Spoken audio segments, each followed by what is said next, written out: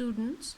We are reading lesson number 3 from your Oxford English book for class 8, The Adventure of the Dying Detective. Today we are going to read page number 40. I hope you have your books with you to follow the reading. Holmes gasped, I remember. This box on the table. The spring in it drew blood. And it was as well leave the room in my pocket. There goes your last shred of evidence.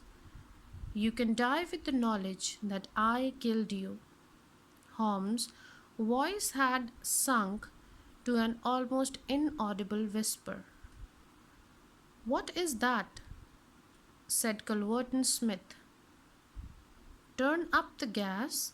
Anything else? Light a candle. I nearly called out in my joy and excitement. Holmes was speaking in his natural voice. There was a long pause, and I felt that Culverton Smith was standing in silent amazement, looking down at my companion. What's the meaning of this? I heard Culverton Smith say at last in a dry, rasping tone. The best way of successfully acting a part is to be it, said Holmes. I gave you my word that for 3 days I have tasted neither food nor drink until you were good enough to pour me out the glass of water. Do I hear the step of a friend? The door opened and Inspector Morton appeared. This is your man, said Holmes. I arrest you in the charge of the murder of one Victor Savage, said Inspector Morton, and you might add to the attempting murder of one Sherlock Holmes, remarked my friend with a chuckle. By the way, the prison has a small box in the right-hand pocket of his coat, which may play its part in the trial. I am very careful with strange gifts that come by anonymous posts. There was a click of the closing handcuffs. A nice trip, cried the highest snarling voice. You can lie as you like, Holmes. My word is always as good as yours. Good heavens, cried Holmes. I had forgotten him.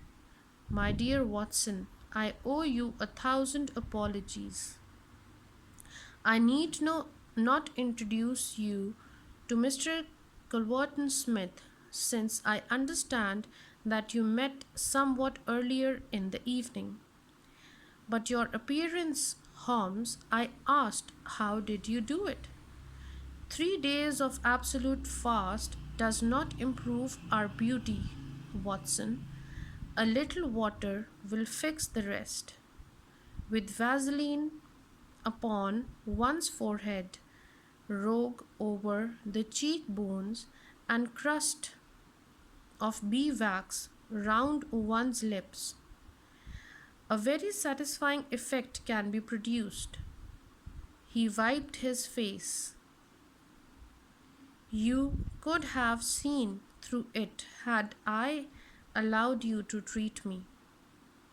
When we have finished at the police station, I think that something nutritious at Simpson's would not be out of place. So we have completed the reading of The Adventure of the Dying Detective today. I hope you have followed the reading from your books.